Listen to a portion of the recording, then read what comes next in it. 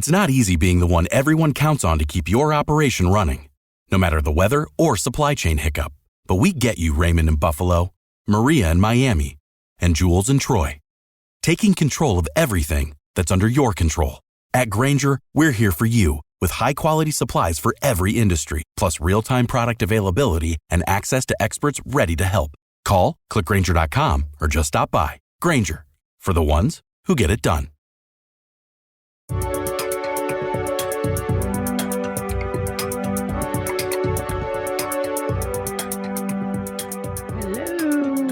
Good evening. How are you? I'm good. How are you? I'm good. I'm doing pretty well. Are you? Good. You sound good. Yeah, it's because I've been sleeping finally. Did you finally get your mask all sorted? I did. And I started, I think the CPAP maybe March 2nd or 1st. And I'm finally starting to feel better. So you're finally starting to get real sleep. Yeah. And it's crazy to think that I've been walking around half dead, like sleep deprived and not even knowing that that's what the cause was. I know, right? So yeah, I'm on the up and up now. Well, good. Yeah, you sound better. You need like the Aura ring to track your sleep now that you're sleeping better and see. Yeah. My group of girlfriends was talking about those recently. I'll have to look into that. Yeah, I wanted to look into it because I'm like, okay, well, maybe if I can understand some of my sleep cycles and what's happening with that, that'll help me sort of bank some of my energy, because I don't always know when I'm going to run out of energy because of the MS and stuff. So like, I wonder if that would help, but I don't know. So give it a try. Bad. Right. I wish. Anyway, yeah. So I had my eye appointment finally. I was talking about this. I like your lenses, by the way. Thank you. Thank you. My new frames that were in the store. That's what I meant, frames. Yeah. Lenses. The lenses. Your lenses, your prescription's amazing. My prescription, it actually is, because for the first time like in my life, other than LASIK, my eyes actually got better. Oh, wow. Well, so what happened was, and I was mentioning this on a couple of podcasts ago, was that like all over the last like 3 or 4 months, like my reading glass, like ability has gotten really bad. You know, I have reading glasses everywhere, all the stuff. And my regular glasses aren't working right. And I can't find the right combination of contacts or glasses and all this stuff. So, you know, I was curious to see what my prescription this year, and my distance vision actually improved. Wow. But I have astigmatism in one of my eyes, and then something with the reading, like the change in distance throws off the reading correction. So you have to like recalibrate everything and stuff. But yeah, so I mean, my eyes did change. It was a slight change, but it was a change nonetheless. So hey. Change in the right direction. Yeah. So and like my contacts are like kind of like right in between some sizes or strengths or something. So like on left eye. So I have 2 different kinds of contacts, trying to like see which ones my eyes prefer.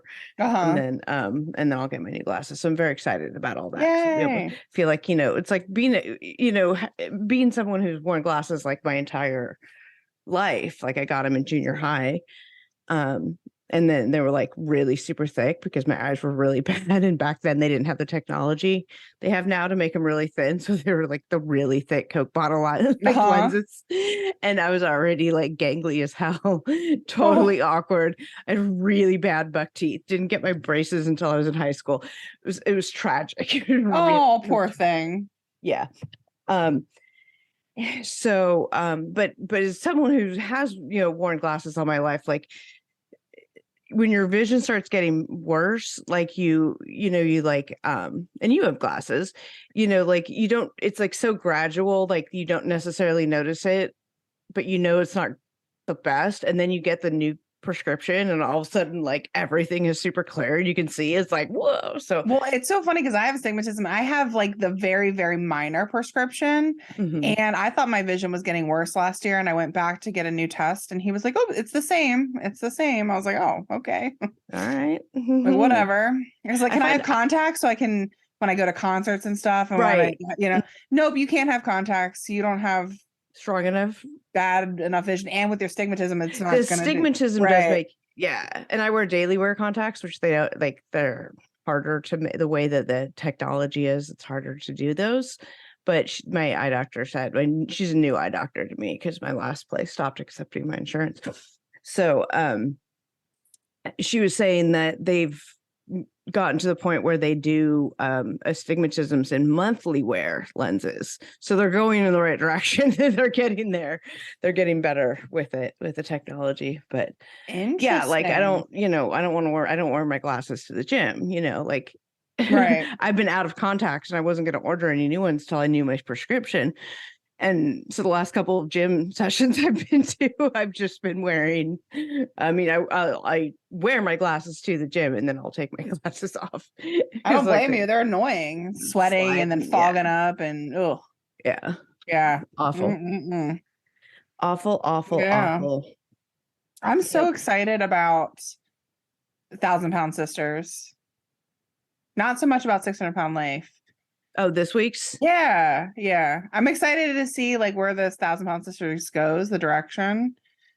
Even though it's kind of boring this season. There's some interesting tidbits that I thought were like dropped in there that I feel like were more of the producers hinting at like Michael and Amy splitting. Speaking of that, I was on Facebook and I added Tammy to my Facebook friend list or whatever, but she hasn't accepted. She probably won't. Yeah. But then because I did that, all of her family started popping up on people I may know. Oh, God. And Michael popped up and I just clicked on his profile, what was public, and it said, married to Amy. So I was like, well, it's on Facebook that they're still married, but we'll see. We'll see what happens. So I don't know. But like Amanda popped up, then Misty. I was like, oh my God. I attempted to add one person and now the whole family showing up. People you may know, the ones that I'm still getting, even though we haven't covered 90 Day in forever, and I've barely interacted with any of those individuals. I'm still getting lots of 90 Day books. The random ones will pop up too. Not like, it's like oh God, who did I get? I think I got David from Las Vegas.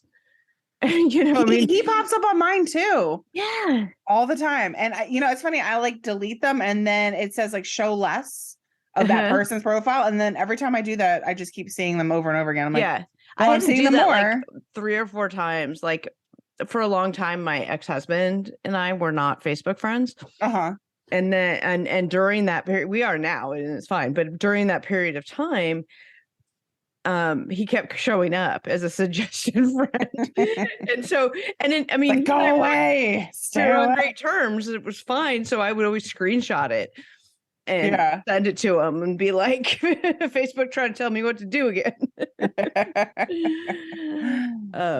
Facebook. Oh God, when Facebook recommended Hanakawa's ex-husband as a friend you may know, I was like, oh no, Facebook, go home. You're drunk, you're high. Oh my God. Speaking of Hanakawa, we were hoping she would join us, but she is sick with I don't know what she called it. The plague. One of the plagues.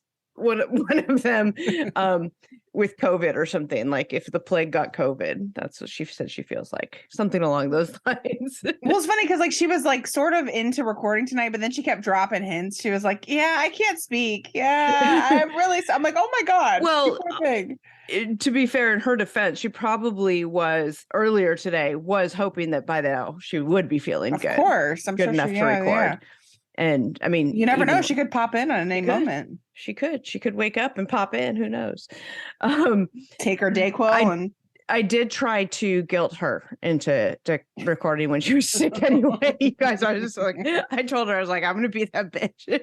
Then please record anyway. But no, she knows it's all good, guys. Don't add it. She'll be back.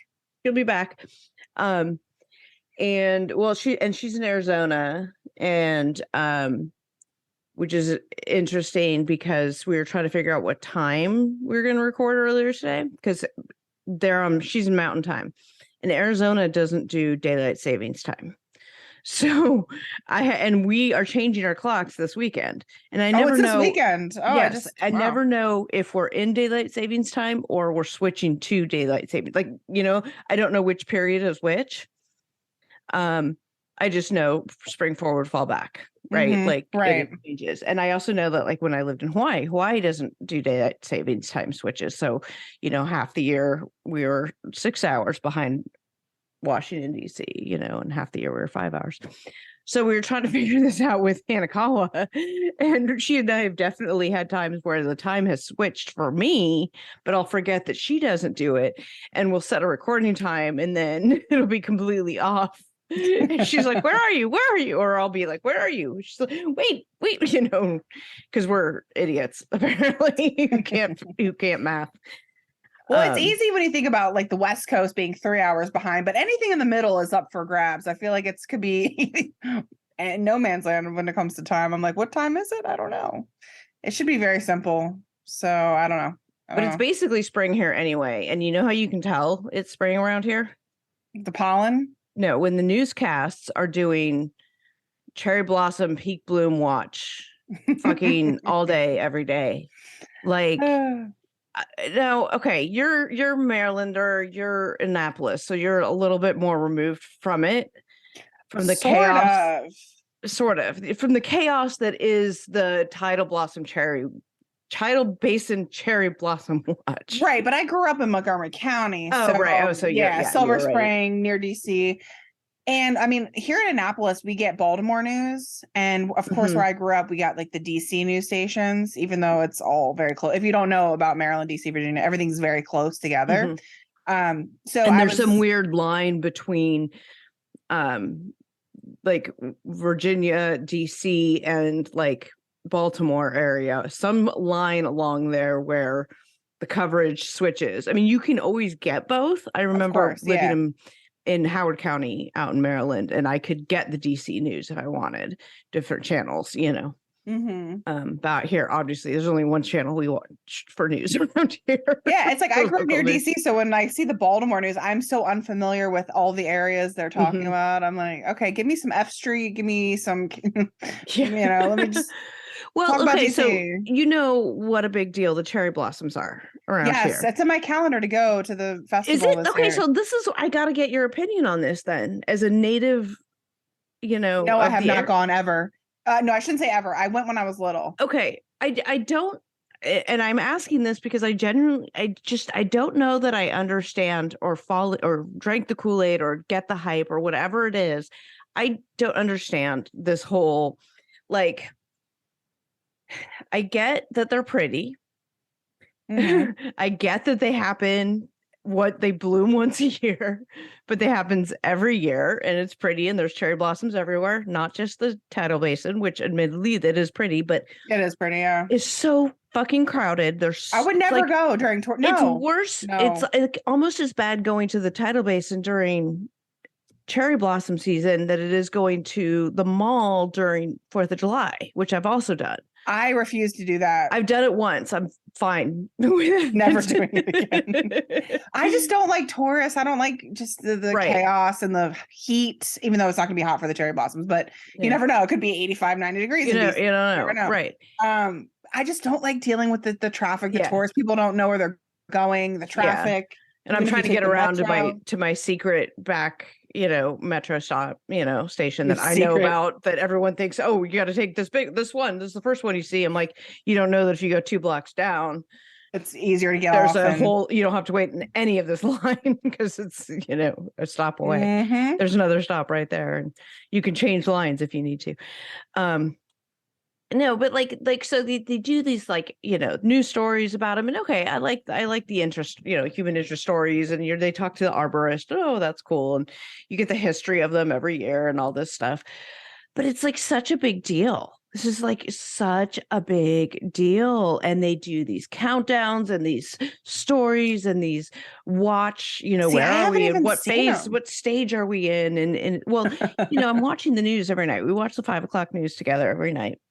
It's generally stories that Hetero Life Mate has worked on in the morning. So, he likes to see how it comes together. And so that's what we do.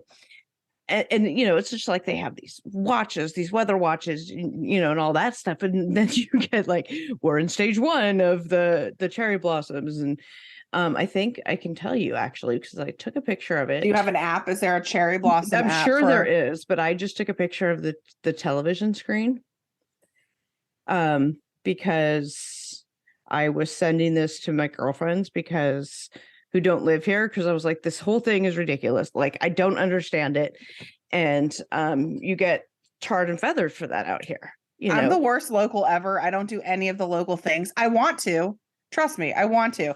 I mean, Annapolis had our huge St. Patrick's Day parade last weekend, and I completely forgot about it until it was too late. I was like, oh, oops, I missed the parade. That would have been fun. Cherry blossom 2023 cherry blossom watch. The phase 1, which is green buds, were February 23rd.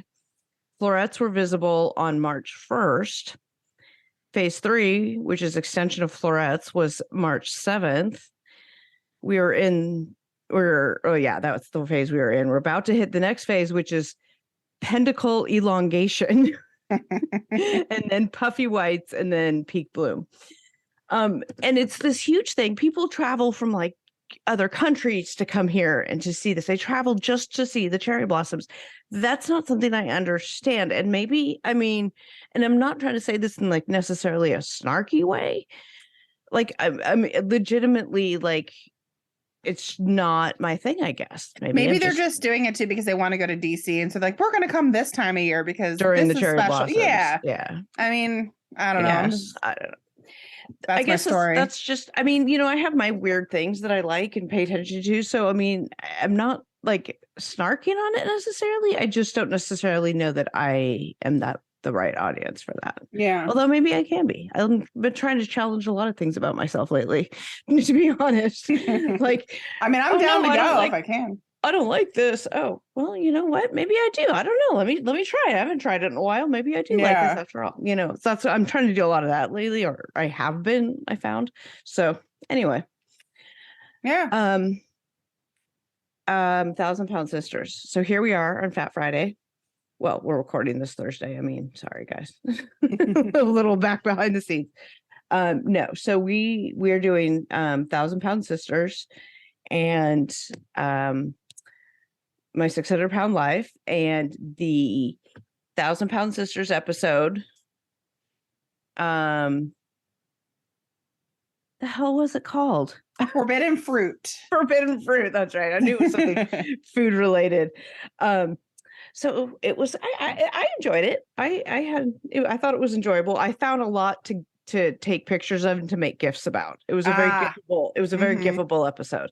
Did you like the memes I sent you? Yes. Yes. I did those very quickly, and we'll talk about those as well. But yeah. Okay, so this week, we'll recap from last week. We saw Tammy getting her surgery, and we saw McDreamy, aka Dr. Proctor. McDreamy. I'm going there. On FaceTime with Amy, checking in on her progress.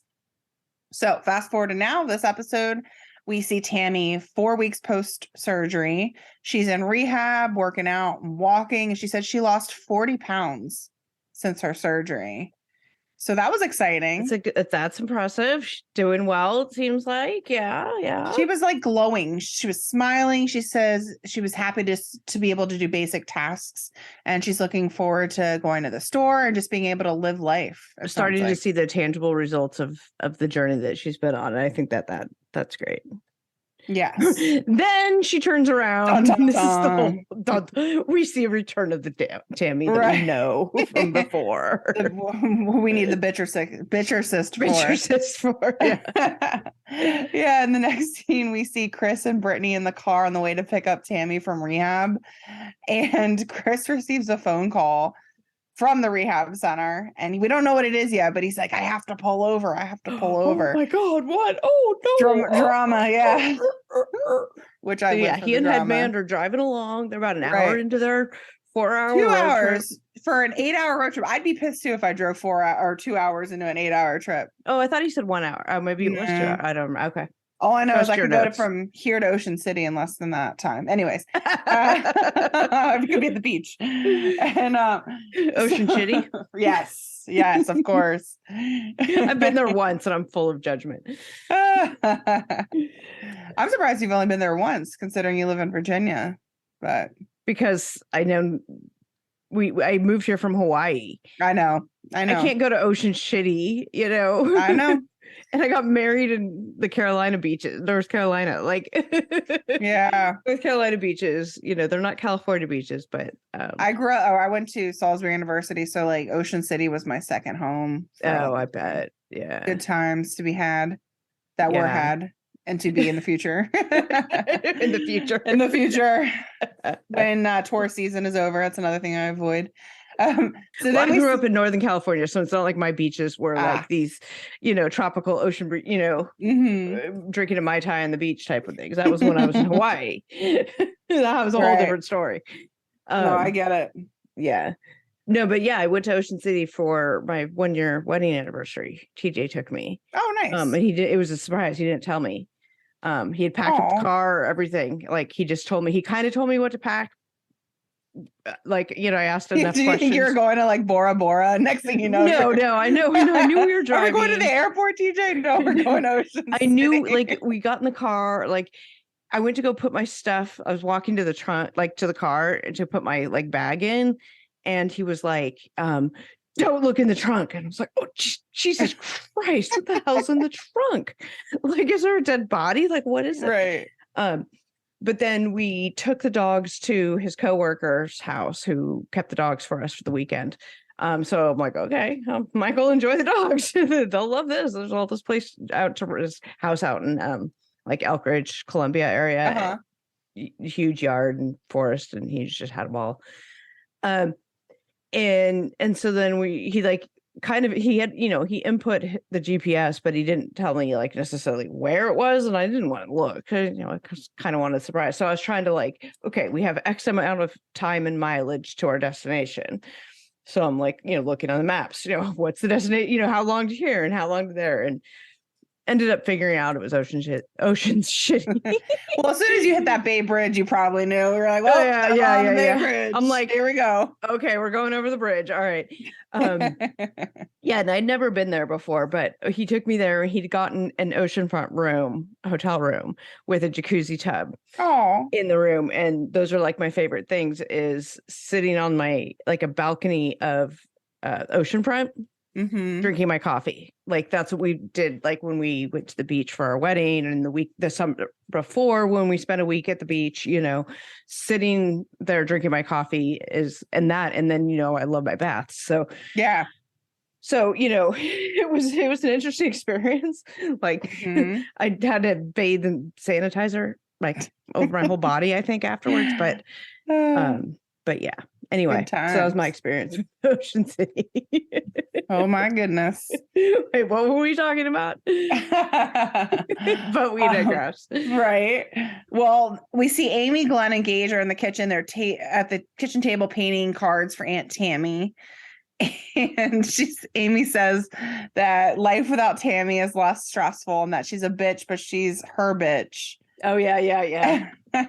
Next thing you know, Chris is calling and he's telling them all about how Tammy has a trach infection and that she has to stay in the facility for 10 more days because they have to give her IV antibiotics.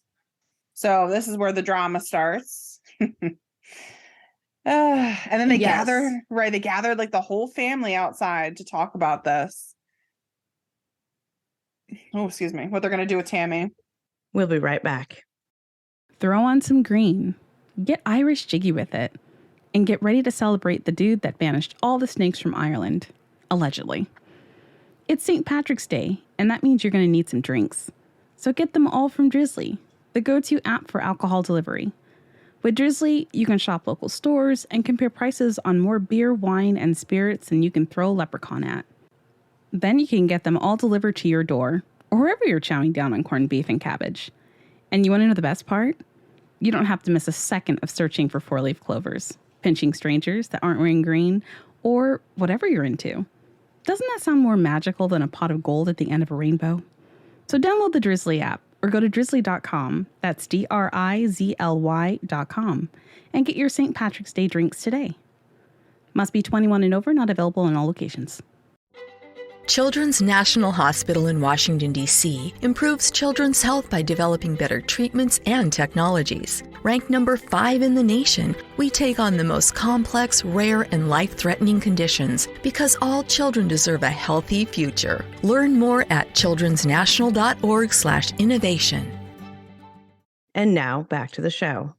The oxygen company told them that they need 2 caregivers, first of all, to take care of Sammy if she were to come home with the trach infection and everything. I guess they need 2 trained available or yeah, something. because I guess like not 2 at all shifts. Times, but well, yeah, no, like I would assume it'd be like 12-hour shifts. Yeah, somebody needs to sleep, and then she probably needs 24-hour care. Right. And that it was going to be like a week in the hospital of training. So of course Amanda's like, I can't take off work. Amy can't leave her kids. Thought, yeah, because for Tammy to come home at that time, she would still have the trach. I don't know what criteria they were using to take the trach out, because later they're talking about it and it's like another few weeks or something like that. That I think so. Yeah. Gonna have it. No, it's not a long period of time. So I don't know what criteria they were using, but like at this point she was going to have the trach still. And so they were told, okay, you just need to have, it's like a couple hours of training. You can take care of, to help take care of Tammy so that they'll release her. You can come home with the trach. Still would scare the hell out of me, right? Especially me considering clogged trach is one of our bingo squares. And now she has a trach infection. Like it's all. Does that count? Does that count for the bingo square? I think it would have. We actually didn't play bingo this week. Oh, gotcha. We were just like too mired in the episode, but so they, they had the impression that it wasn't that much. And then they find out later that the training is actually like, 80 hours or, something ridiculous, or 40 hours and it would be in a hospital, like full-time class setting type of thing. And neither of them could do that. So they were like, we can't take her home. What are we going to do? Right. And Tammy starts throwing this fit back to her, her come get me, I'm gonna leave. Why won't my family listen to me? And all of that anger, of course, it's just a mask for her fear of being rejected and people not liking her. And which all starts from her mom, who's a total bitch at it. Yeah. Yeah. And Amy's like, what are you going to do? Just go live on the street with it and get an even bigger infection, sepsis, and then die? Like, what are you going to do? It's sad. So yeah, we had her doing that, trying to be logical. We had Amanda freaking out, going, why is she doing that? And then we had Chris, who I was team Chris here, because Chris was just like, I mean, we just can't bring her home. I mean, that's just it.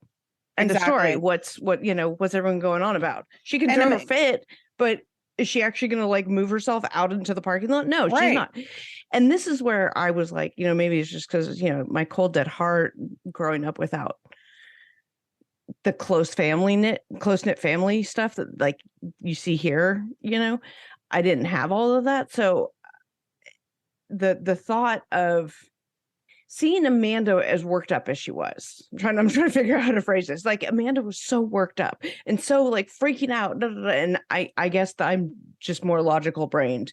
I was like, Chris, like, well, clearly she can't, we can't get the training and she can't come with us without us getting the training. So what's she going to do? What's the alternative, right? Like she's not going to move herself out into the parking lot. She's going to have her hissy fit. She's going to be over it. And that's going to be that. And she's just going to have to stay there. There is no other option. Well, like Amanda's like wasting all this energy throwing this fit that I thought was unnecessary. I mean, not that like I'm trying to snark on her for it.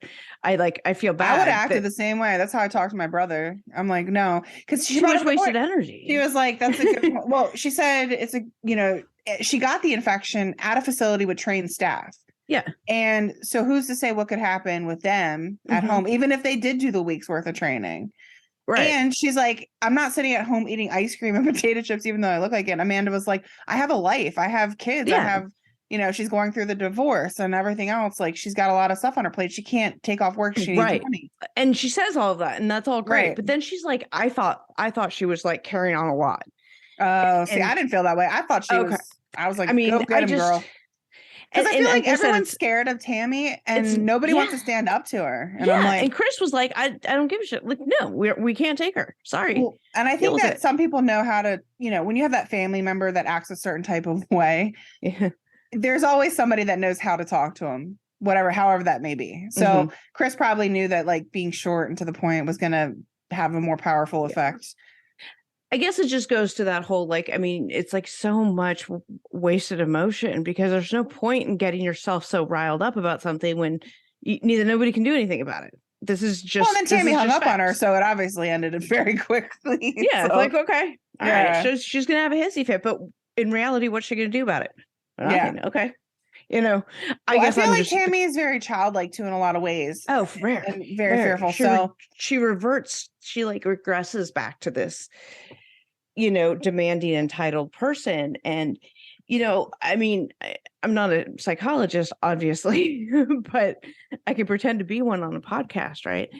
Like, she clearly, like, all of that anger is a mask for this fear and hurt that she has. She has this horrible childhood where, she's unloved and unwanted and all of those other not feeling good enough, not being enough. And so she's trying to get that from the people who are supposed to love her the most, but she doesn't know how to get it. Right. So she demands it like this and by acting like this, because it's attention. And if they do it somehow in her mind, she equates like, if they do what I tell them to do, it means they love me and I'm worth something. Well, and also remember, she's been enabled this whole time. You don't get to 700 pounds without family members enabling you. So I think I don't want to say bullied her siblings because I don't think it's necessarily bullying, but I think she's a little bit like demanded, manipulated. And I think that she thought she could manipulate the situation to be in her favor, but there was literally not, like you said, nothing. Right. So. And it's just like, it's like hard seeing Tammy do that because you're just like, God, what a fucking bitch. But at the same time, I'm like seeing underneath that hurt. Right. I'm like, oh, it's just like this hurt child who just wants to be loved. Yeah. She doesn't know how to ask for that. And this is the only way she knows because look at her mother. Right. Exactly. Exactly. I feel bad for her. I do. Yeah, absolutely. And that's why she needs therapy. Right. So. Yep. And so that whole scene ends, and then we see Amanda and Amy at the spa getting massages, and they both said that they'll take virgin mimosas. Okay, let's stop there before we get into the quote unquote massages. Yep. Before we get into the quote unquote massages, would you guys care for anything? Would you like a mimosa? Oh yeah, virgin. Isn't that just orange juice? It is. And I was thinking, so here's the thing. Somebody online said, no, I guess technically you replace the champagne with non-alcoholic version of like sparkling grape juice or something, I guess. You could do that. No spa is going to have a virgin sparkling grapefruit juice. No. I doubt it. So it's just like, oh, the whole scene was so produced. It was. I was just thinking about how if you and I got massages together, since you don't drink alcohol, I would just take the champagne and you take the orange juice, and then Hunter Lightman and I have done that at places. When we were down at Virginia Tech for a football game and family weekend last fall, they had this like family tailgate thing, and it was a day game, so the tailgate was like a breakfast tailgate, so they had like bagels and donuts and things like that, and they had mimosa station thing where and I just got the orange juice and he I think just got the champagne. I can't remember if he even got any orange juice or not. Yeah, for sure. My favorite part was when Amanda said that her tits were suffocating her. I was like, I literally I can relate to that. Yeah. So they lay them down. I mean, okay, the scene's so produced, but whatever. Okay. So they lay them down on their side-by-side tables and they're on their backs. They said, undress to where you feel comfortable. And apparently for that was tank top and shorts or, whatever. Because when you get up later, you can see it all, right? So they're there, they're laying on their backs, and they're talking about their titties coming up, like, smothering their necks. And then Amanda says she can't take off her bra because then they're gonna fall to the side. I was like, I can relate to that. I get it. I'm like, I got a massage last week. I was like laying there. I was like, oh, my boobs got bigger, and I'm like, oh, I can't breathe very well. No wonder I have sleep apnea. I'm getting a massage next week. Nice. Yeah. Followed by my chiropractor the next day and physical therapist. Nice. I'm trying to wrap it all together so they can all attack it. I just need to go see you afterwards, right? And have you do some needles. They did dry needling on my neck last time I was there. Oh, did that hurt? No, it doesn't hurt. That's good. I think acupuncture feels better because it's precise placement, right? When they do dry needling, they're looking for the knots in the muscles, not necessarily and it's more of an aggressive technique. Yeah. So a lot of people will be like, I don't want acupuncture. I had dry needling done. It was painful. I cried. It hurt. I was like, well, okay, well, that's why. Yeah. Well, my dry needling doesn't hurt at all. That's good. And I mean, I don't come out of there feeling better like I do like with cupping or something like that. But it's supposed to have a better, longer term, like deeper benefit to stimulate those muscles. But whatever. Anyway. But did you get mud? Did you get mud? Well, first of all, the massage therapist is in there going, hi, I'll be your massage therapist. So first of all, that's my first red flag was because if you're getting couples massage, side-by-side massage, you need two therapists, not just one. But so I was like, oh, okay, this is not okay. After the Virgin Mimosa comment, I'm like, all right, let's see they staged this whole thing for them. And then this massage treatment consists of them rubbing mud on their arms and putting saran wrap on it. It was was like a mud wrap on their arms. That was it. And not even like a wrap around. It was just spread on the top. Yep. I would have been so pissed if I went in to film something and thought I was getting a full body massage and got mud on my arm. I'd be like, come on. Production. I would be like, are you fucking kidding me? Right. No, you owe me a massage. I got this nut right here. It's like the shape of Italy. Well, and we went to the spa for the single life and it was not fun. I mean, Danielle and I had Brazilian waxes that they cut out. Yeah, I don't know if I told you that. Yeah. I mean, for sure. Like, I made sure the camera was nowhere near my hoo-ha, but did you actually you got all the treatments you were supposed to get? Well, no, I mean, I didn't get a massage. Either we ran out of time. Danielle got like a full spray, like the tan. I think her and the twins got the tan. And I didn't because I was getting the bikini wax. Everything was weird. And the twins got the tan. Of course they did. Yeah. And I was like, I was like pregnant and freaking getting my vagina ripped apart. It was awful. Oh God. And that's gonna be, and it's extra painful when you're pregnant. Exactly. Like, and I didn't know that. And then as she's doing it, she was like, by the way, this is gonna hurt more because you're pregnant because all the blood vessels. Screaming. But my point being, like, I was like, really? This is like something we're doing in production and I left the room and I was like screaming during it. And the sound guy was in the room next to me. And he was just like with his little headphones on going like nodding like, no, oh no. Because he heard it all. He said he had to turn down the volume. Oh God. Can you imagine the hazard pay that some of these sound guys and camera guys have to get? I know the amount of body parts they see and then and noises and like, especially the Love After Lockup people who film that. Gotta see that show. I've only seen because they're always filming them having sex somewhere where it's like in the woods and the shower, in the car, on the side of the road.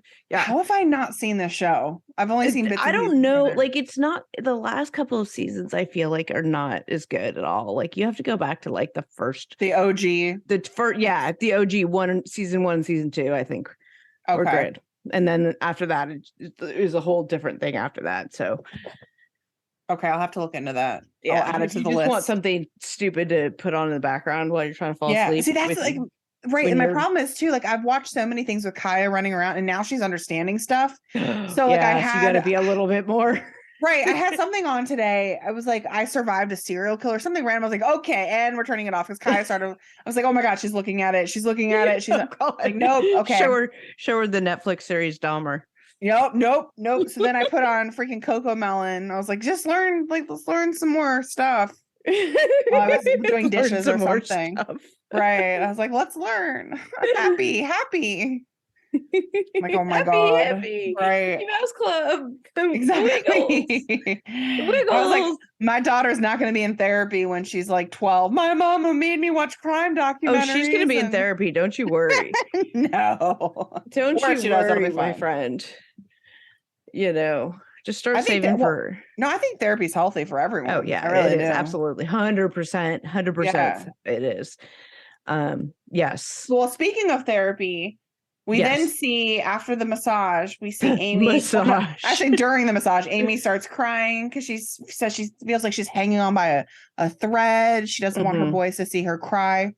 And Amanda was very comforting and saying that the boys are happy because they know that they are loved. And she shows them how loved they are. And I think that's important because we strive as parents and moms to be the best we can be. But at the end of the day, if we show our children that we love them, that love will mean more than anything. More than the they know stuff, more than the right. Oh, the huge giant house, and oh well, mommy has 2 Christmas trees at her house, type of thing. Yes, exactly. Whatever. Exactly. Yeah. And then when they get up off of the table and Amanda says she can breathe again, Amy says the weight came off your titties just like the weight came off of Tammy. Weight came off your titties. I don't know why I thought that was so funny. I actually really like the sibling dynamic that they brought in. I know they had to because obviously, Amy and Tammy are separated, and so they had to bring in more content.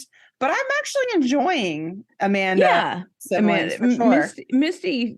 Sometimes I'm like, what? Oh, who is she again? Oh, she's the other. She pops in and out every now and then. Yeah. Yeah. And then did you see this picture that Tammy posted on I think I sent it to you.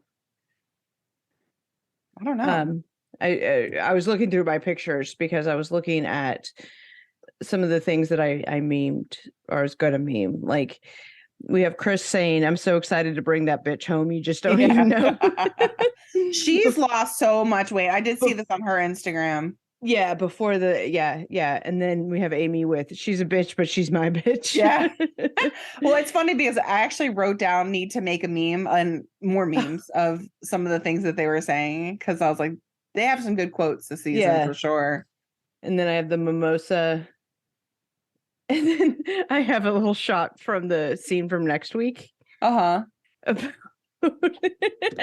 Where Amanda's asking how they're going to consummate their marriage. But let's back up. Let's get to the marriage. Right.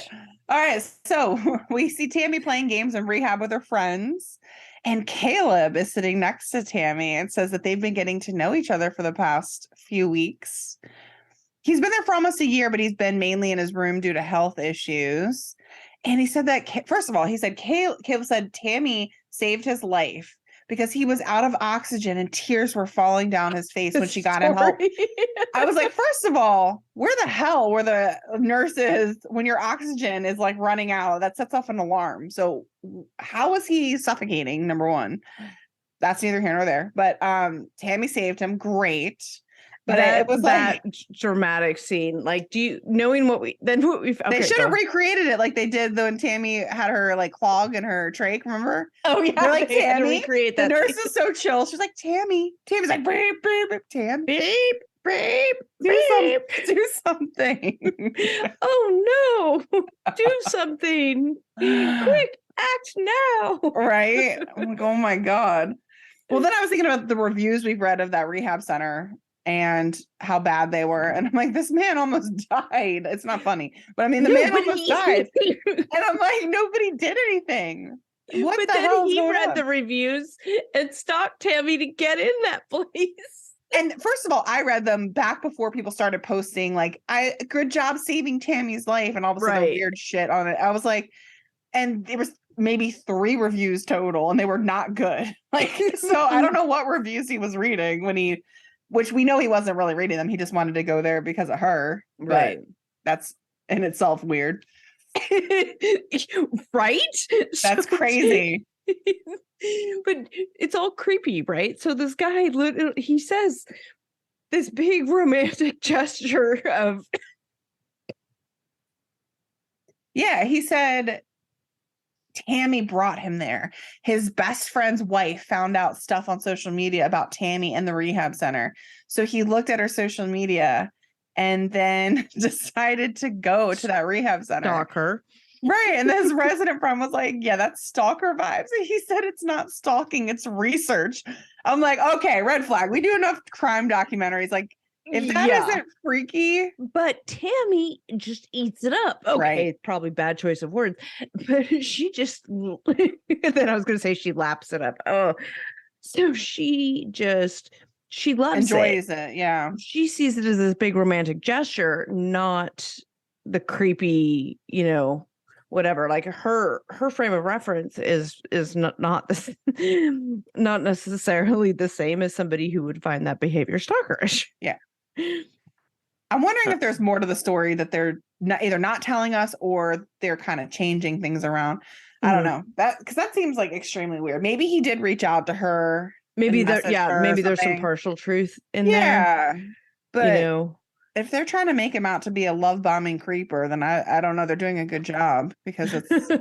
I don't know that that's their intention. I think they're trying to show what Tammy sees in him and see it as a romantic gesture. Yeah, and in Caleb's defense, from what we can see, he seems like he has a kind soul and he's a nice guy. He's been through a lot of trauma himself, but we know history of love bombing and or I don't know, going to a rehab center for somebody. I don't know, knowing this person at a rehab center for rehab romances just don't work, you guys. Rehab romance. Okay, it's a thing.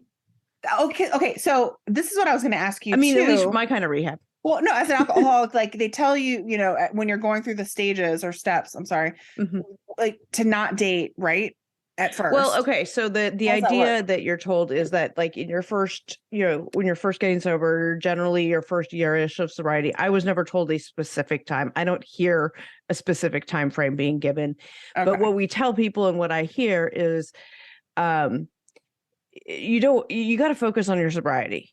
So you don't want to do any big changes. You don't want to make any big changes. And also if you're dating, then you're not working on the things that you need to work on. Plus there's a lot of risk in that because if it doesn't go well and stuff, then it might trigger you when you're not strong enough in your sobriety yet and all these kinds of things. So, well, what about dating somebody? Oh, sorry, I didn't mean to interrupt you. Oh, no, go ahead. What about dating somebody that's also an addict? And whether it be food, alcohol, like how does that work out for most people? If they're both in recovery? I mean, I've seen it work both ways, like be really good and really bad. I know many AA couples that have, met in the rooms, or otherwise, like maybe they didn't meet in AA, but that, they both happen to be sober and met other ways or whatever. I've seen it work out beautifully. I know lots and lots of people who have fantastic relationships, kids and all these things. But I've also seen it not work out well when you generally when you meet the person when you guys meet each other in rehab, when you guys are still detoxing and have no sense of anything that's happening, that's a no-go. Like those don't work. That's what I'm talking. When I talk about rehab romance, that's what I'm talking about. It's like, you're not hooking up. Don't hook up with the meth dealer down the hallway, Yeah. Like that's not healthy. Right. Because I feel like with like Tammy and Caleb, it could go one of two ways. They could be very supportive of each other and grow and help each other out, or they can enable each other, as we've seen on My 600 Pound Life and every other show in real life, obviously. So I'm curious to know the statistics on relationships where two parties are both addicts. Like, I mean, I feel like it's gonna be an uphill battle for them. Will it work? Can it work? I think absolutely it could work, but it's going to be more of a challenge than I think an ordinary relationship. Yeah. I mean, there's a lot of issues, I think, a lot of red flags that come up with meeting someone, the location that they meet, right? You're in this sort of artificial environment, this sort of bubble. and it's not the real world necessarily, so you're not interacting, and time is weird in those kinds of places. Like, when I worked at summer camps and things like that, like over the summer, the romances you have with other counselors and things like, the time is just completely different because you're going to see the person again at the next meal versus in the next week in the real world. Yeah. So yeah, you got that sort of dynamic here. Plus it's this weird trauma, healing, all kinds of weird emotional stuff going on as they're being treated, right? Like that's not an ideal situation physically, the physical situation, the surroundings, and the mental and emotional situation. Those are not ideal circumstances for any romance to start. And then, for them to get engaged and what, but could it work? Sure. I think know people that have absolutely. gotten married after knowing each other very, very short amount of times that have had a long and beautiful relationship. And then I know people that have dated for 8 years, got married and then got divorced. So right. Yeah, I mean, yeah, there's marriage is challenging, and there's so many factors and variables that go into what's going to make a successful marriage. And the bottom line is, whether I didn't go too deep into that, like whether they're going to last or whatever, because I did. I was like, well, because just reality TV romances, I'm just like, I'm so cynical about them anyway. I don't think any of them are going to last, I guess, I agree, because of the reality romance angle, not any other factor necessarily. But I was, she's happy. She does seem genuinely happy. She does. And she deserves to be happy and to have somebody in her life who loves her and treats her like the queen that she wants to be. Not a fat feeder. What do they call them? Feeders. Feeders. They call them feeders. Like all the people she's dated before have been feeders. And, these weird emotional dynamics and stuff. And we haven't seen enough of them to know what their emotional dynamic is. But it already seems better than anybody else we've seen her with, Oh, I agree. So was it amusing watching him propose and them trying to kiss, and whether their oxygen tubes would reach and whether they could stand up in their wheelchair? Like, of course, there's that sort of sensational element to it, but overall she does seem happy. And she does. I mean, I was sober for like 5 minutes when I met Hetero Life Mate, so it's not like I have any room to judge what someone's going to do in early recovery of any kind. You know what I mean? So I'd gotten to a place where I just thought, I'm not going to judge that. I judge her on TV because that's my job here, but I'm not judging necessarily. I'm not begrudging her the fact that she's happy. Yeah. She seems happy. I agree. And the residents see that too. They see them flirting and sparks flying between them, and they're like, okay. And she may not have neither of them may have a lot of room to, compare or anything like that. And I don't know that that's necessarily a precursor for anything bad or anything good. You know what I mean? Like, there's just too many factors and variables out there that affect whether a marriage is going to survive. I don't think you can say, oh, because they have this and this and that. I mean, I think that there's a lot of factors that make this a rough beginning. Right. But, yeah, I don't know if it's going to last only because of him coming on so strong and creepily. Like that's my only thing. But he seems nice. I don't know how I feel. Like you said, I don't know how I feel when they get into the real world, living in a regular house together. Like exactly, that's another thing. They're in a controlled environment. Exactly, where that's my point. They're not. Right? There's not facing challenges as far as like life. It's an artificial reality. Right. Exactly. Okay, well then we see Gage, Chris, and Amanda go to the pumpkin patch, and Gage is so cute playing in the corn. Gage is so cute. He is so adorable. He is. And they're talking about Tammy and her friend, I say that with quotes, Caleb, and they're wondering why she wanted to start a relationship when she's so close to the goal line. And that's when Chris says, how the hell do you rub, what do you do? How do you date in a rehab facility? Do you rub trachs together? It's like, oh. And if we see Tammy and Caleb then like eating dinner together, it looks like a little candlelit dinner without the candle. There was like flowers, and they're eating their chicken chili and cornbread, and they both were glowing. Tammy did, like, she looked so happy, and and glowing and whatnot. And she says Caleb is different than the previous guys she's dated, which we just talked about. And how she normally doesn't go for bigger guys. She goes for thin guys. Oh my God, another gifable moment. Yes. But then Caleb says Tammy has a calming effect on her, and she looks surprised, as did I. I think my face, like my jaw dropped, because we all know Tammy is not calm in a lot of situations. No. And then we kind of learned a little bit about Caleb's background, which was interesting. He made? I thought I had it. I was gonna get it when I did my second watch, and I didn't get to do that because I had to go to my office today. He said something about get ready to ride this rodeo or something. Oh, I don't think I wrote that one down. Oh my God, what was it? I did not write that quote down. Oh God. Pause. He said all of his problems go away when he's around her, and that she would make a great wife. And then we see them pushing wheelchairs back and forth, joking around together. They were only dating for 3 weeks before he asked her to be his wife.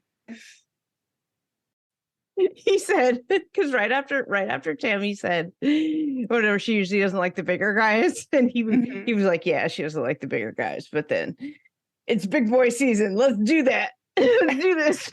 It's big boy season, let's do this. And he slapped his belly. I was like, oh my God, He's funny. Sorry. Okay, anyway, it's all good. Yeah, so then we see next time Tammy telling her family she's engaged, and her family does not look happy about it. And I mean, that's when Amanda wants to know how they're going to consummate the marriage, which I think we're all wondering how they're going to consummate the marriage. Where there's a will, there's a way. Yeah. There's some gifable moments coming up with that. Because she's like sperm whales and cranes, and I'm making these hand gestures. I'm like, oh God. Oh, so that's gonna be good. So it's big boy season. Let's do this. I should put on when I decide to date again, which will probably be never. I'll make my profile like it's big girl season and just slap my belly. Like, who wants this? Big girl season. We'll be right back. Did you know that 30 million women are impacted by weakened or thinning hair? If you're among them, know that you're not alone and that there is a solution that you can trust to deliver results. Millions of Americans experience thinning hair. It's more than common. It's actually normal, but it's not openly talked about, especially among us women. Going through it can feel lonely and frustrating, but it's time to change that conversation and join the thousands of women who are already standing up for their strands with Nutrafol. Nutrafol is the #1 dermatologist recommended hair growth supplement, clinically shown to improve your hair growth, thickness, and visible scalp coverage.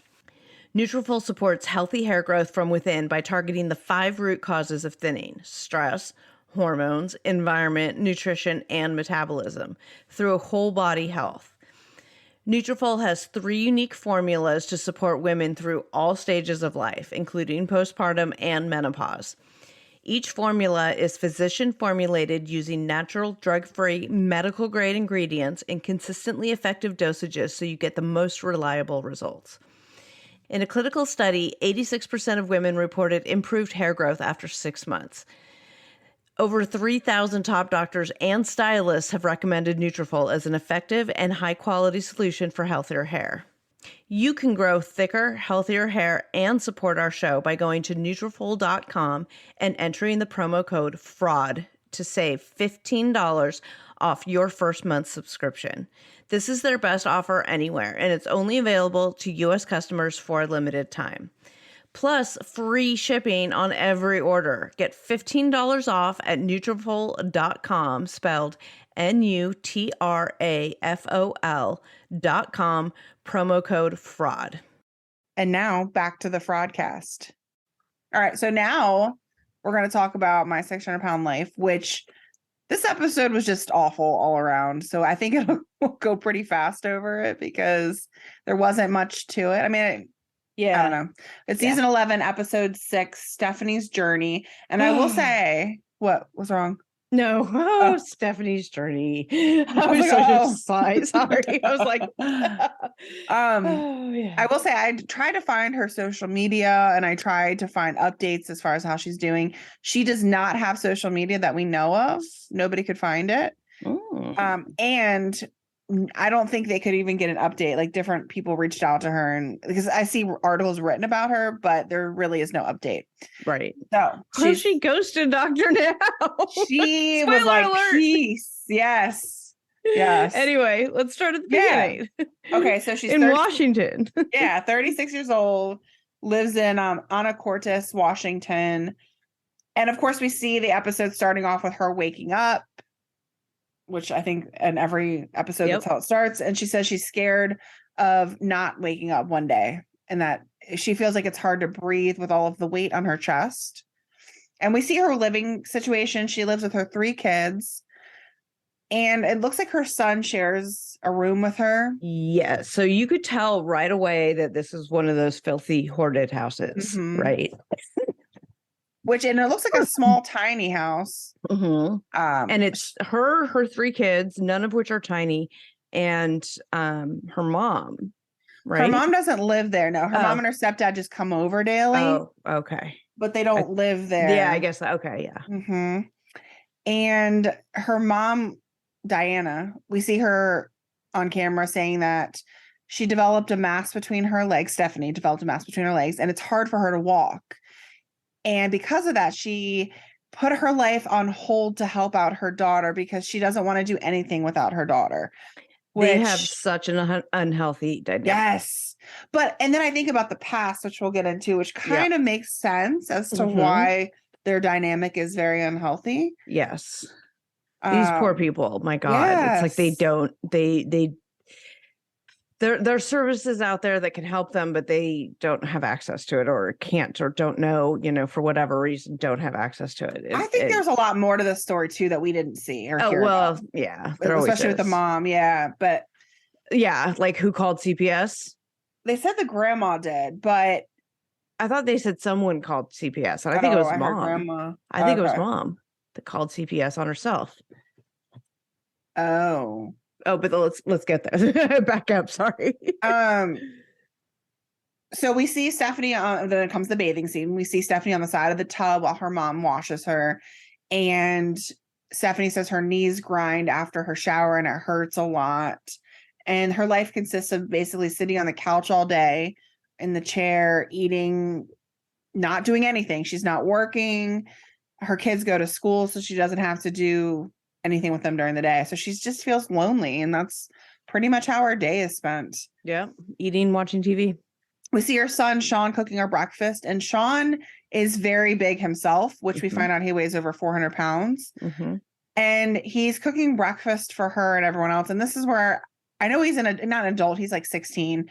But when I see kids taking care of their mothers and or other family members while the moms or other parents don't do anything, it pisses me off. Yeah. I get it. I should be sympathetic, I guess. No, to some level, triggering. It's but triggering I'm like, this kid should not be the sole caretaker of his family. Yeah, and it can be triggering for some viewers who had to do that as kids, right. Be the adult in the relationship. And that's it's really trauma. sad. Like she's the trauma that she's inflicting on her kids may be different trauma than the kind that was inflicted on her, but it's still trauma nonetheless, just a different form. Yeah.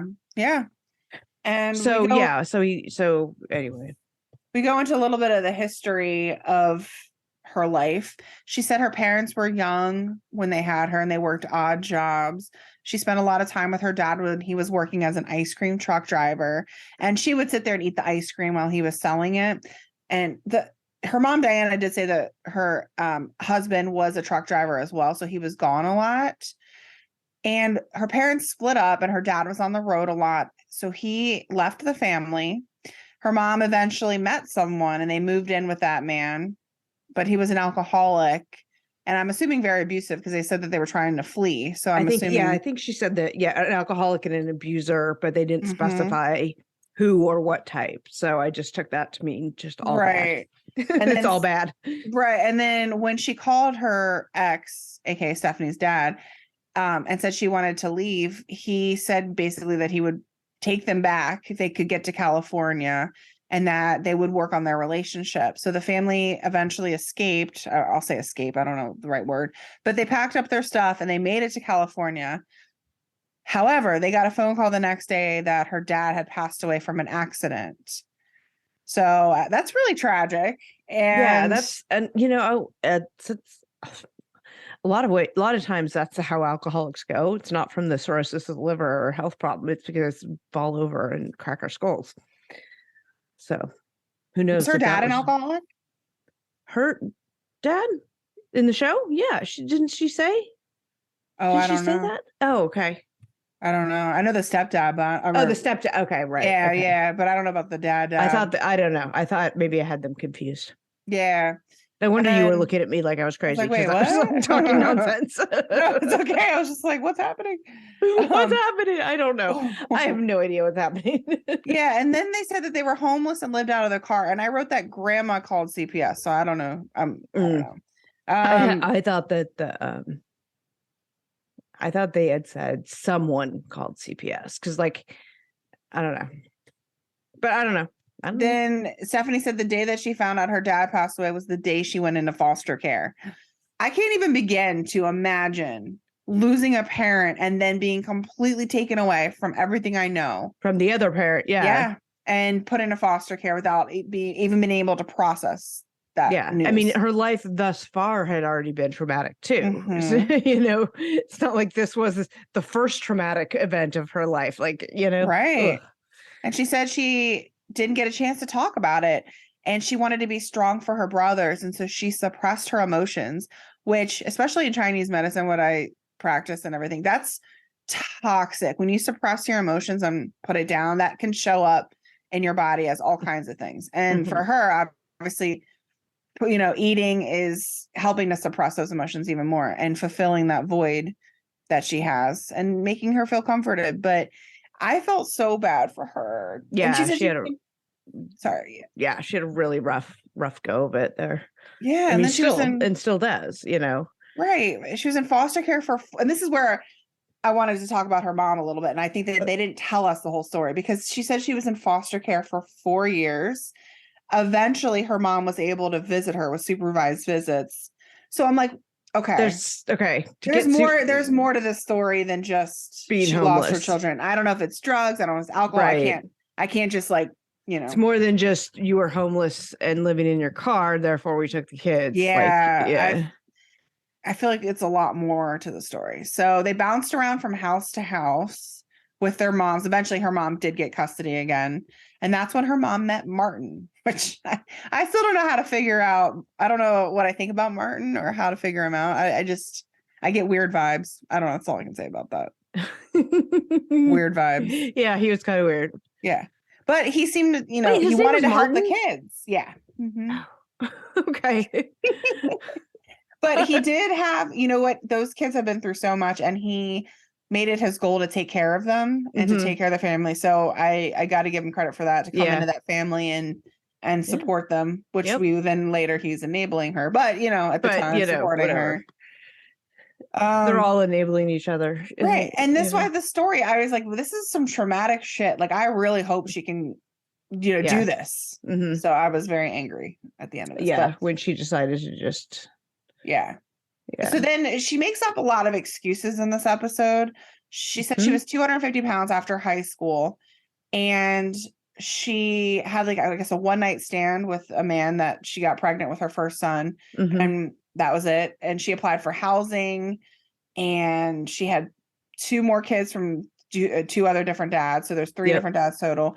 3 kids, 3 dads. Yeah. Yeah. She didn't elaborate on any of the other stories or anything. So we don't know if there's, abuse, rape, or anything like that. Right. And then she said she was in a car accident where she was bedridden for a while, and that's why she gained more weight. Which, it's like she's already kind of a denial delusion. Yes. And I was like, if you're 250 pounds after high school and eventually get into a car accident, okay.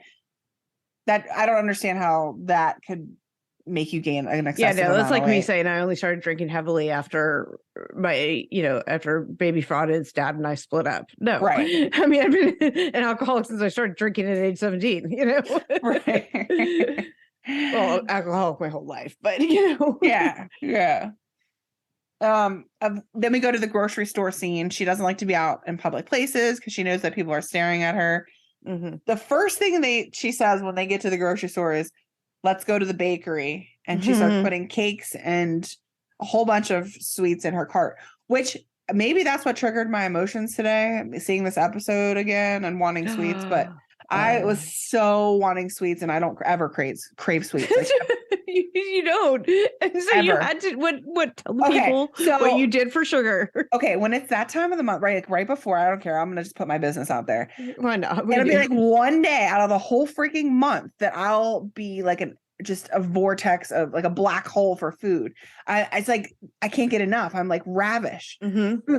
And then I remember those days. Yeah, and then I crave sweets, and I don't ever have sweets in my house, but I did have a bag of organic brown sugar that I used to make gingerbread cookies for Christmas. So I was like, man, I was like, maybe I'll order DoorDash from Cheesecake Factory. I'm like, why would you spend $20? No. What did I do? I took a spoonful of sugar and I just ate a spoonful of sugar. Organic brown sugar. Yeah. And I am just dying because that is the saddest I know. sugar craving, like sugar binge ever. I know. It was all I sad had. trombone. I needed like a gif of you eating it with the sad trombone. I should have taken a picture. And I was like, man. And then when I you're started craving singing sugar, but you don't put empty what I don't know, toxic I don't know. What do you call the bad foods that you don't eat? Oh, just like preservatives and chemicals and whatever. It depends. Yeah. When you're craving sugar, but you don't have any preservatives, processed foods, or chemicals in your house. Right. There's no Roundup on chocolate that was sprayed by Monsanto. I'm like, okay, I guess I'll just eat this organic brown sugar. So watching these episodes while you're like, hormonal is just like, it's a whole nother level of hungry. Okay. Oh, anyway, so that's my story. Brown sugar.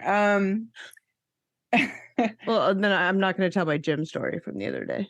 Which one? No. Oh, you don't want to tell it? I was like, I don't remember what happened. When I ripped a really loud fart on the leg press machine. Did anyone hear you, by the way? I doubtful. I mean, we all wear earbuds, and then there's also just all the noise and music and whatever. I wouldn't imagine, but I did mean, it smell? It was the leg press. Oh God, it was stinky. The one where you're laying on your back pushing up. So you lay on your back pushing up, and so your legs are pumping and all this stuff. It was so bad. And then after I was just like, okay, I think I'm done. I'm not going to press my luck. It's one thing to get like the tiny toots when you're doing crunches, which happens, but it's not that tiny bad. toots. But then this, I was like, why am I so gassy? And I mean, you guys know I have GI issues, I have issues trying to poop and all that kind of good stuff. And so one thing I recently added to my morning smoothie, I take the micronutrients that are Erica Lugos, actually. Mm-hmm. I take her, I added to that amino acid powder. And because I had done some research and I'd talked to some people who had done the same thing, they're like, "Oh, this helps my gut health, bloat, blah blah blah blah." So I did some research, blah blah blah blah. Anyway, probably more chemicals than exist in your entirety of your apartment, but whatever. In the one tiny scoop. So I started this, and I was like, "Okay, so I've been on it for like a day or two, That would explain why I was like farty marty, because it was like my body's adjusting to it, and like today was a much better day. That's good. So it's adjusting, and it is. It's like, oh, so that's what's happening to the bloat. All this extra bloat that I carry. It's like being farted out. Have you ever added chia seeds to your smoothie? Yeah. Okay. When I do the blended smoothies, I do because I have like the whole chia, not the whole chia seeds. I know, Sean. Well, yeah, it's like even if you like add them in after you blend it, so that'll help you move your stool. Just throwing that out there. Yeah. Oh yeah. Yeah. Yep. And the bloat. Farting, bloating. Everyone's like, "Where's Hanakawa? Come back! Come back! Where's Hanakawa's King Corner?" Okay, so after the grocery store, we see them coming back. It's in England for $50. And she's eating a pizza. And then she mentions that she's fearing death and she can now see death approaching. All right, so we're going to go to month 1. They're driving to Texas. Her and her stepdad, Martin, are driving from Washington to Texas. And it would take them a long time to get there. A normal person would take 3 days driving to get there. So they're leaving 7 days before her appointment to make sure she gets there on time. It's like, damn. And I'm sure you got the bingo square about her stopping to get fast food on the way to see Dr. Now. Of course, right? That was Jack in the Box, right? Yeah, I don't even know. I think that one might have been Jack in the Box because that sped off into a discussion of our favorite Jack in the Box items, which are the tacos, of course. Always the Jack in the Box tacos, and whenever I go down to North Carolina, I get them because they don't have Jack in the Boxes up here. Anyway. So I could go into all the details of the traveling, but anyway, she's in pain, yada yada. She makes it to She's Dr. in pain Now's. all the time. She's whiny all the time. She complaining all the time about everything. And it's her ankle, and it's her hip, and it's her knee, and it's her shoulder, and it's her eyeball, and it's her, earlobe and everything. Yeah. So she makes it to Dr. Now's office and she weighs in at 611 pounds. And she says she tells Dr. Now she wants to get back to being healthy. And he was like, "When were you healthy?" When were you healthy? What are you going to get back to? What is this back you speak of? Well, I can tell Dr. Now is holding back a lot, but then he throws in every now and then like a one-liner where I'm just like, and he does it so low key that I'm just like, Dr. Now just burned you. Right. And so he's like way more calm. He's like, "So what do you eat in a day?" And of course she's lying, like they all do. She says she drinks chocolate milk and juice for breakfast, yada yada. I was like, chocolate milk. What adult drinks chocolate milk? I don't know. I mean, to each his own, I guess, but yeah, all right. Give me my coffee first thing in the morning or something. Right? I need something. Yeah. So she just goes on to say what she eats: cupcakes, chips, sandwiches. And he asks her how is she supporting herself since she is not working. And she says her mom and her stepdad support her. And she lives in government housing or whatever, so right. Hey. So maybe she gets disability. Yeah, I would assume like most of them do. She says she snacks on cupcakes all day. Oh no, I'm sorry. Dr. Now says that she snacks on cupcakes all day and she's not active. No. And her family enables her and they support her to do nothing. Well, that is the truth. That is accurate. So then, of course, he gives her the reading material, yada, yada. She looks completely not interested. Scales don't lie. People do. Right. Read this every day. Do the exercises in the morning, 1 hour, in the evening, 1 hour. 1,200 calorie. Yep. Low fat. Low carb. High protein Low carb, diet. Yeah. All right. So then we see month 2. All we see for month 2 is her cutting an onion and prepping food and her saying to Martin, "I don't have a food scale." That's all I wrote for month 2. I'm like, how do you not have a food scale? You're in month 2. Well, so this is that's exactly why I said we're talking about, was this cooking healthy for real or cooking healthy for the cameras? 100% for the cameras. 100% for the cameras. You didn't have any supplies. No. And you looked like you didn't know what the fucking onion was. Yeah. What's this green thing? And at that point, when she said she didn't have a scale, I knew that this was game over for sure. She was not going to lose the weight. That was my moment. Yeah. No scale, no lose weight. Okay. Nope. So then we fast forward to month 3. You need a food scale to properly get your food measurements, right? Portion sizes, because we always overestimate. So month 3, Stephanie says she stayed on track and on her diet, but her mom has bad fibromyalgia, which is forcing her to do everything on her own. And she can't go and see Dr. Now because there's no one to watch her kids. I don't believe it. I think that she realized she didn't lose any weight. So she doesn't want to. She starts making the excuses. Right. Yep. And yep. We see her making meals for the kids, and she says the downside is that they have to eat the same thing as me, and I feel How bad. is I'm like, eating healthy a downside? exactly. I was like, Kaya eats broccoli. She eats everything so healthy, and it's because I give that to her. It's like It's not a downside. right. I'm like, you got to eat it. I'm not going to give you chicken nuggets and French fries every day. Like that's not happening. Yeah. So I don't know. I mean, like, no judgment if that's what you do you do you people. But right. yeah, in your case. But her mentality behind this is just completely off. I'm like, you're giving your kids vegetables and protein. I don't understand. The kids are eating healthy for the first time in their whole lives, and she feels bad about it, like it's a punishment. We then see her going for a walk, and her kids are cheering her on. I was like, oh, I felt so bad for her kids. I really did. I guess I do. Yeah, because all of them. Well, she tells Doctor now. Her son is obese. That her son is obese, but all three of them are overweight. And so her judgment and her what's the word I'm looking for? Perspective is completely skewed. I agree. Then we go to month 5. We see Stephanie at her mom's house getting ready to call Dr. Now on FaceTime.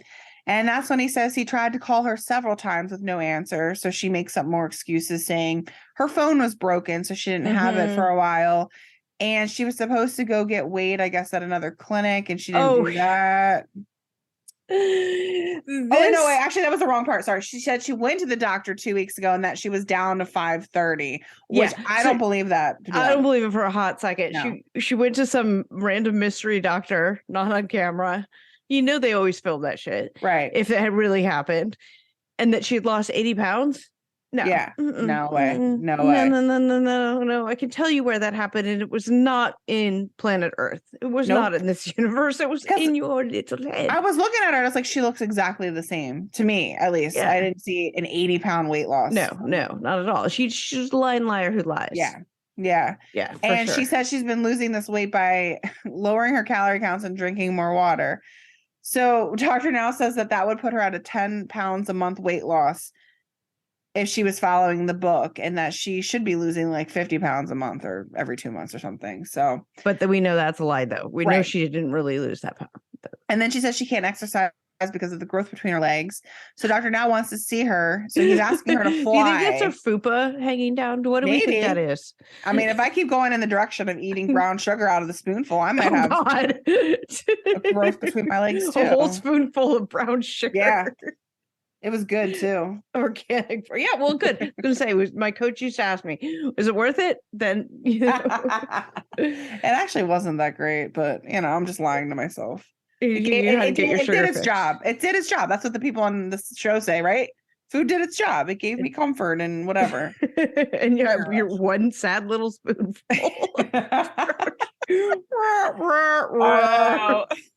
That's like, maybe if I melt some butter and maybe I can make a cookie like in the microwave. I don't know. I thought about it.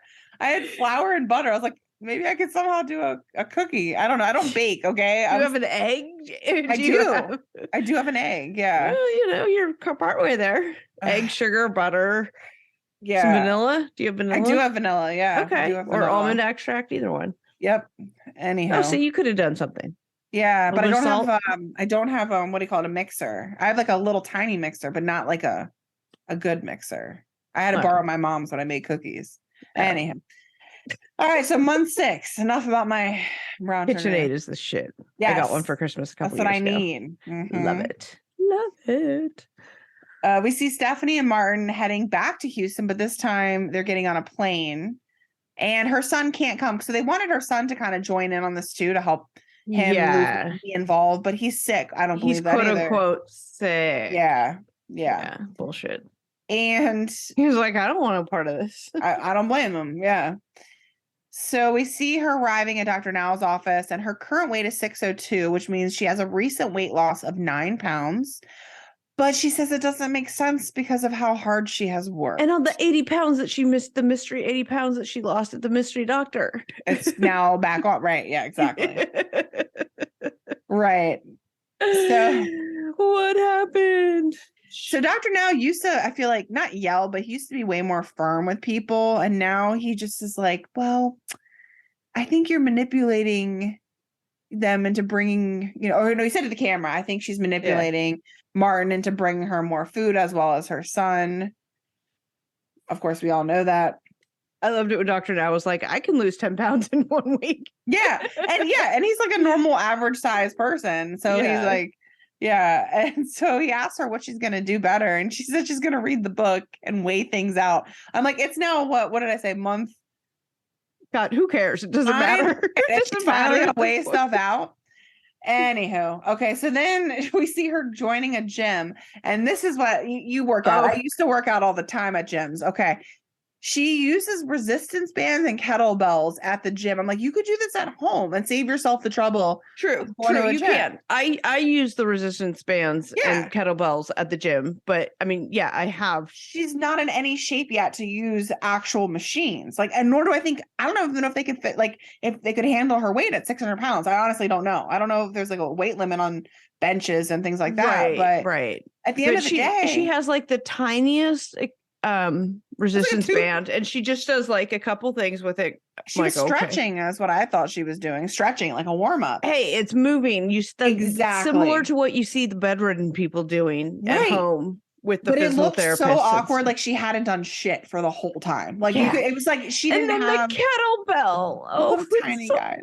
Tiny kettlebell that she picked up that looked like a mini tiny doll-sized kettlebell. And to be honest, she doesn't even need that kettlebell because she has so much excess weight on her arms. Like even just doing body weight even for an average person, body weight resistance can be there was a lot of body weight only classes Peloton, the strength classes, a lot of body weight only. Those are hard. Yeah.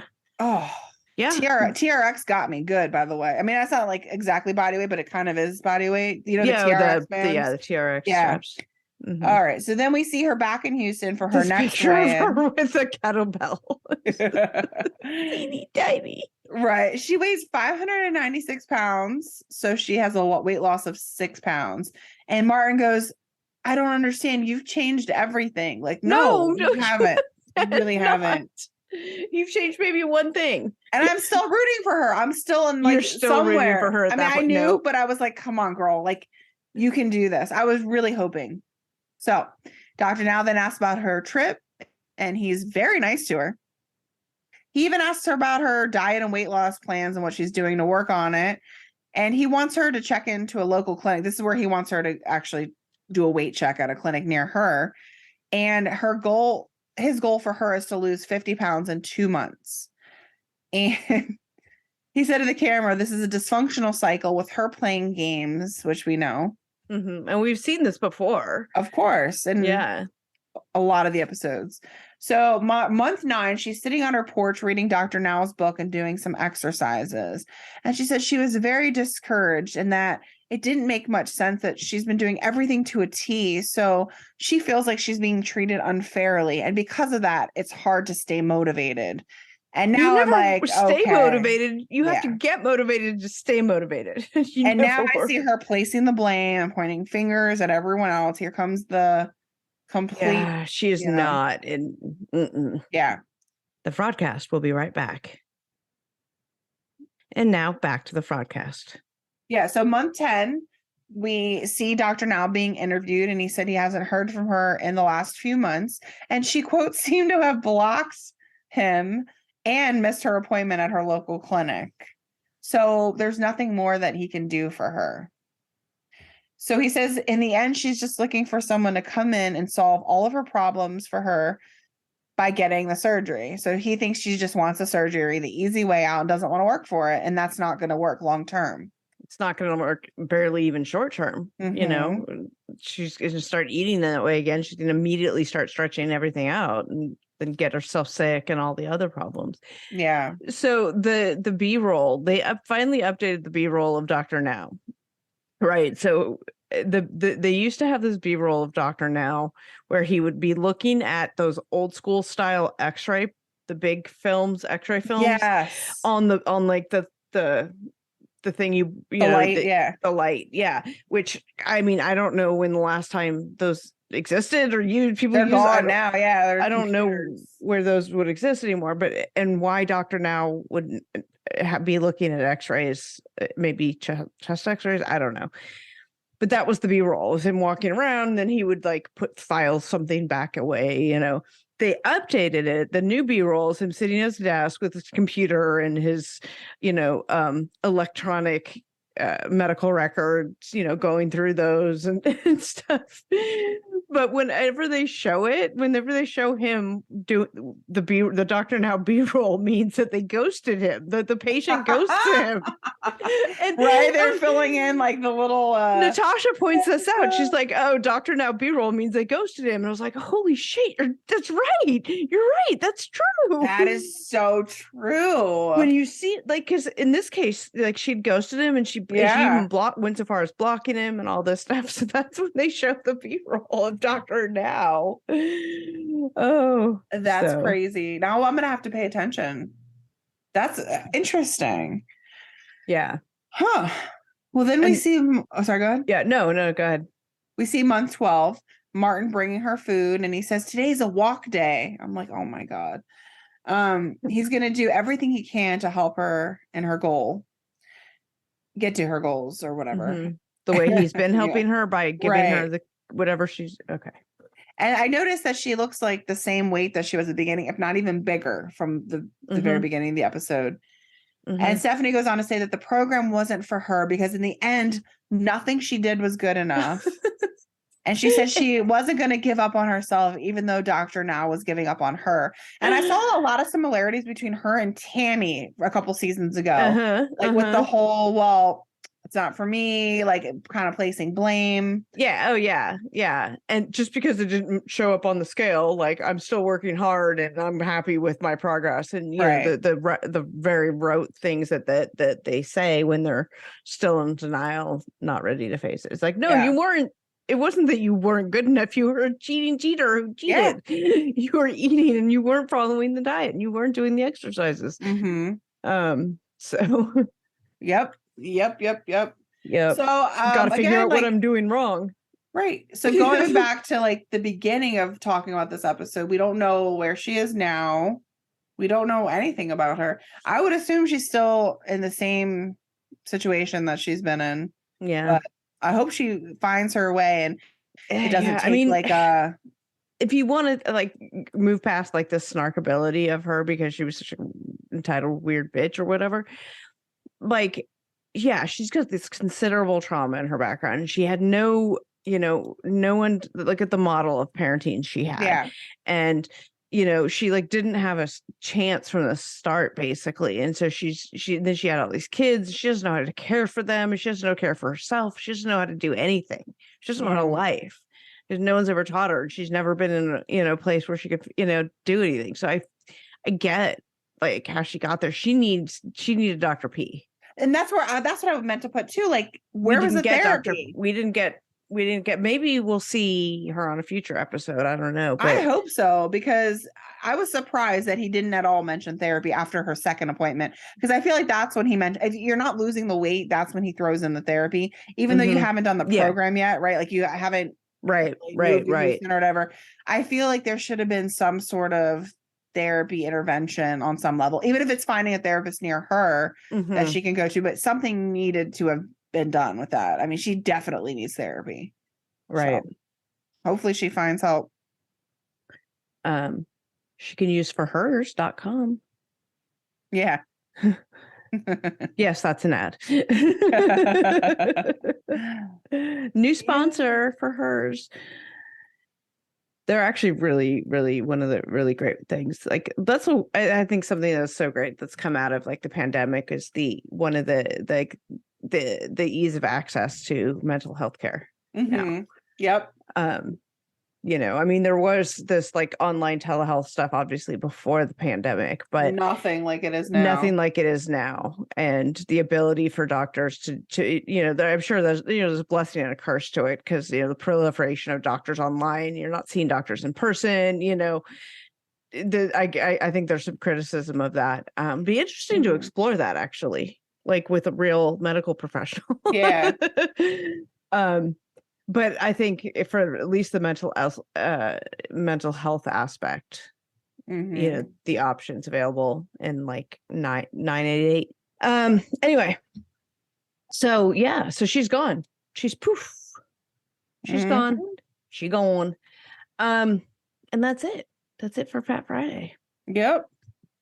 Hannah Cobb was not able to join us, unfortunately. But she should hopefully be back next week. We've also got some really cool interviews coming up. We've been working a lot behind the scenes on some other topics, some other interviews, some other things that are that we're going to be dropping for you guys now that like Unsolved Mysteries is over and everything. So those are coming up. We got a lot of stuff coming up with those this upcoming week. So those expect to start seeing those coming up with interviews, interesting conversations with interesting people is what I like to call it. So those are coming up. Thanks for tuning in. If you guys like us, please make sure you subscribe to the show. Leave us a review if you like us. Share the show. All those things like help us get out and all that stuff. Support our sponsors, all that, blah, blah, blah, blah, blah. Anyway, thanks for tuning in. Okay, bye.